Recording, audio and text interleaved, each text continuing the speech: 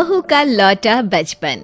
रश्मि की सास उससे बहुत काम कराती थी और वो इस बात से बहुत परेशान हो गई थी। एक दिन सास कहती है, बहू, रसोई का काम खत्म हो जाए तो मेरे कमरे में आ जाना, कमरे की सफाई करनी है। ये कहकर सास वहाँ से चली जाती है। ये सासू माँ भी ना एक के बाद एक काम देती ही जाती है, जैसे कि मैं कोई बोतल से निकली हुई जिन हूँ। रश्मि अपनी सास के कमरे में जाती है और स्टूल पर चढ़कर अलमारी से सामान निकाल रही होती है। अरे बहू, संभाल कर, मेरा सामान तोड़ मत दियो। वाह, इन्हें अपनी बहू की कोई चिंता नहीं है, सामान की पड़ी है कि वो ना टूट जाए। अब तो इनका सामान तोड़ना ही पड़ेगा। रश्मि सामान हाथ में पकड़ लेती है और नाटक करने लगती है। सास ये देखकर घबरा जाती है। अरे बहू, मेरा सामान बचाकर कहीं गिर ना जाए। हाँ हाँ मम्मी जी, नहीं गिराऊंगी आपका सामान। रश्मि का सच में बैलेंस बिगड़ जाता है। अरे, मेरा तो सच में बैलेंस बिगड़ रहा है। रश्मि स्टूल से नीचे गिर जाती है और उसका सर बेड से लग जाता है। रश्मि के सर में दर्द हो रहा होता है। वो बेहोश नहीं हुई होती है, लेकिन वो आंखें मूंद कर पड़ी रहती है। ये देखकर उसकी सास घबरा जाती है। अरे बहू, ठीक तो है ना? तू बोलती क्यों नहीं बहू? ये अच्छा मौका है, बेहोशी का नाटक कर लेती हूँ, काम से तो बच जाऊंगी। सास रश्मि को बेड पर लेटा देती है और अपने बेटे सूरज और डॉक्टर को फोन करती है। वे दोनों कुछ ही देर में घर आ जाते हैं। सर पर चोट आने की वजह से ये बेहोश हो गई है। मैं कुछ दवाइयाँ लिख कर देता हूँ, ये मंगा लीजिएगा। वो ठीक हो जाऊंगी तो फिर से काम करना पड़ेगा। क्या करूं? अरे हाँ, ऐसी तरकीब निकाली है जिससे काम भी नहीं करना पड़ेगा और मेरी प्यारी सासू माँ को भी सबक सिखाने का मौका मिल जाएगा। डॉक्टर चले जाते हैं और रश्मि होश में आती है। तब वो बच्ची बनकर याददाश्त खोने का नाटक करने लगती है।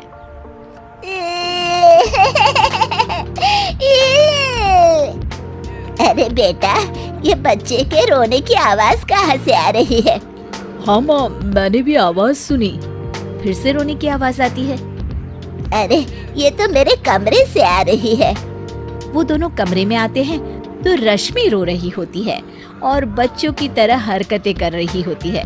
दोनों उसे देखकर हैरान रह जाते हैं।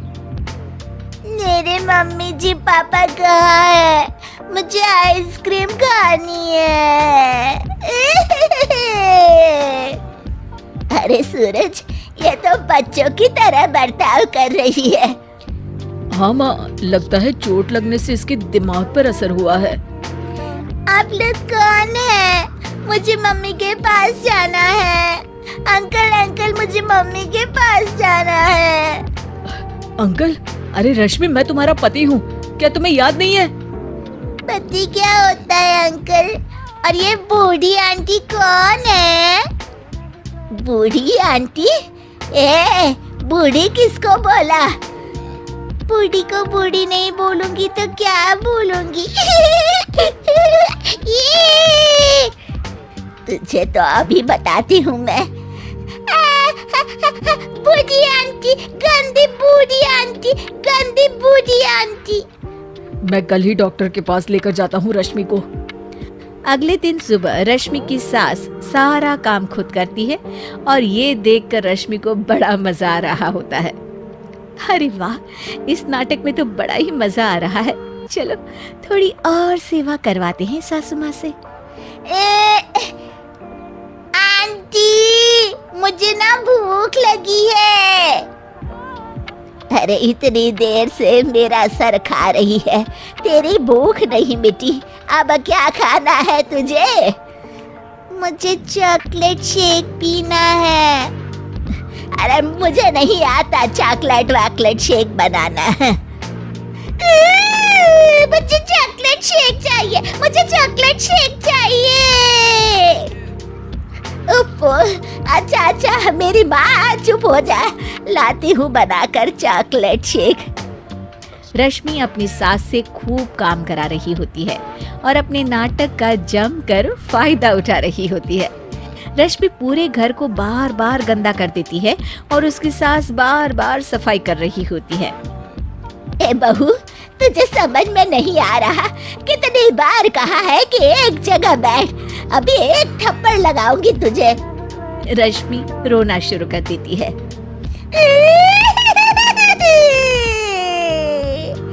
अरे अच्छा बाबा, माफ कर दे, मत रो। तुझे जो करना है कर, पर रो मत मेरी माँ। रश्मि अपनी सास की नाक में दम कर देती है। कुछ देर बाद सूरज फिर से डॉक्टर को लेकर आते हैं और डॉक्टर पूरी तरह रश्मि की जांच करता है। मुझे लगता है कि इनको हॉस्पिटल में ले जाकर स्कैन करना होगा, तभी कुछ पता चल पाएगा। बाप रे, मर गई। ये तो हॉस्पिटल ले जाने की बात करने लगे हैं। नहीं नहीं, मुझे हॉस्पिटल नहीं जाना। नहीं नहीं, मुझे हॉस्पिटल नहीं जाना डॉक्टर अंकल, गंदे अंकल, मुझे नहीं जाना। डॉक्टर तभी एक इंजेक्शन निकालते हैं और रश्मि को लगाने जा रहे होते हैं। नहीं नहीं, मुझे इंजेक्शन मत लगाइए डॉक्टर, मुझे इंजेक्शन से बहुत डर लगता है। मैं तो नाटक कर रही थी, मैं बिल्कुल ठीक हूँ। डॉक्टर और रश्मि की सास और पति एकदम दंग रह जाते हैं और रश्मि के इस नाटक का हो जाता है दी एंड।